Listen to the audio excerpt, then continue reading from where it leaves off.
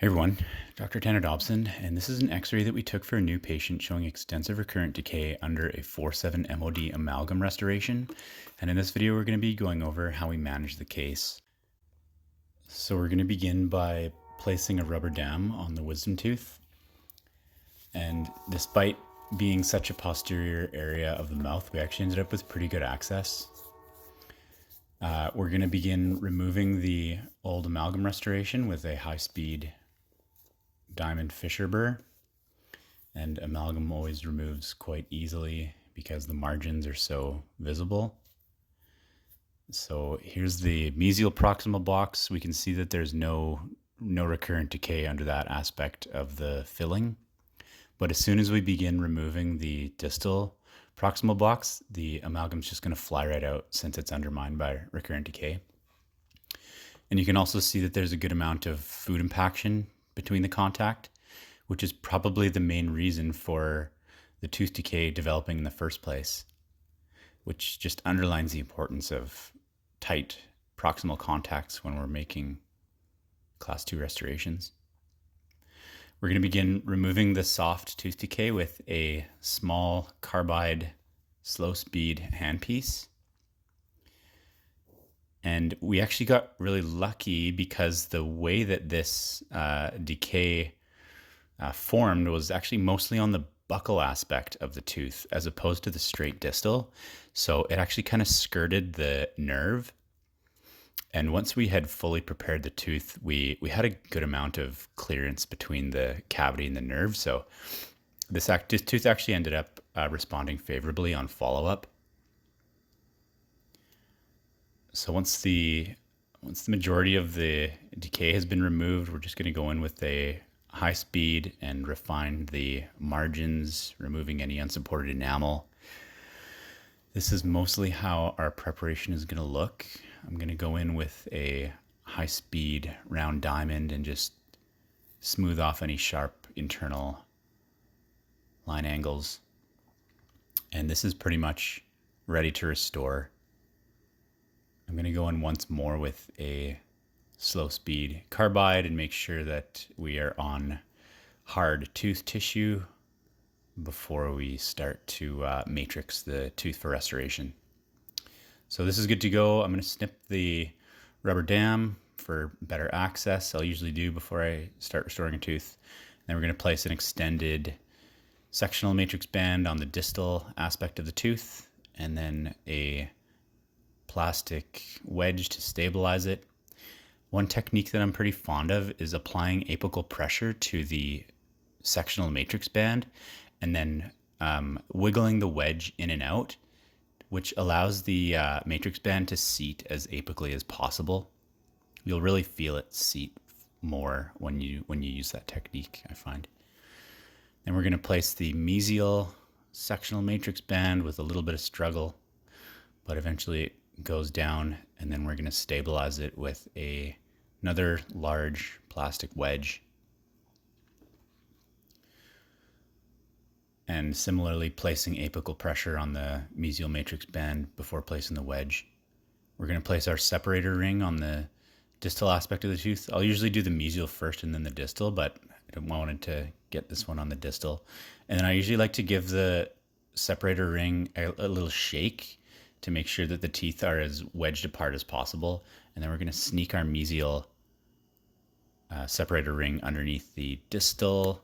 This is usually why I place the mesial first, because it's easier to place the distal. And then we'll seat it fully as apically as possible, giving them both a little shake to make sure that the ligament is as stretched out as it can be before we burnish our distal matrix band and then our mesial matrix band with a ball burnisher to ensure tight contact. And this is ready to go. So we're going to give it one last rinse and dry and then apply our etch.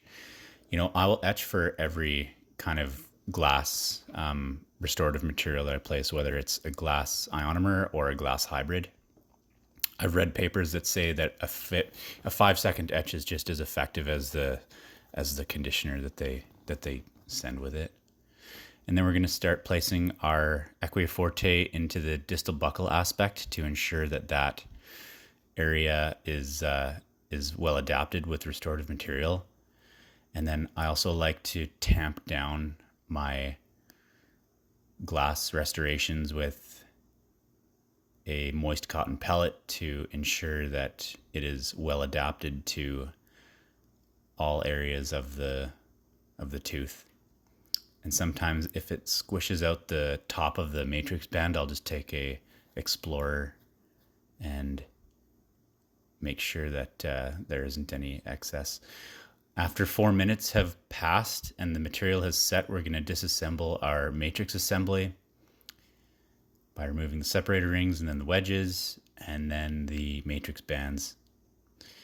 And nowadays, I'll typically just always grab a Howe plier to remove matrix bands because usually the contacts are tight enough that, it's just easier to grab them and remove.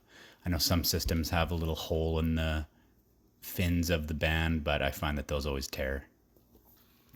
And then we're going to begin with our gross reduction of the excess restorative material with a high-speed round diamond, and then refining the reduction of excess restorative material with a slow-speed carbide. And I love working with glass hybrid material because it's so easy to see the margins,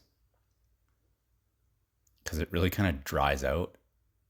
And then as soon as you moisten it, it looks natural again. Here's the buckle aspect, and we can see that we got good adaptation of the restorative material out of that side of the tooth. So we're going to finish that with a flame and then remove the rubber dam and begin checking the bite. I usually dry off the tooth thoroughly and then check the bite with articulating paper. In this case, we had good clearance, which is probably for the best due to the size of the restoration. I found that these lower molars are particularly fracture prone. Those kind of mesiodistal crack lines that can spell the end of a tooth. And we're happy with the clearance there. We actually advised a crown for this tooth if the tooth responded favorably to restoration, which it actually did on follow-up. The nerve was asymptomatic, but we did not end up doing a crown because of finances. So this is going to be the definitive restoration that I would actually anticipate will perform quite well long term.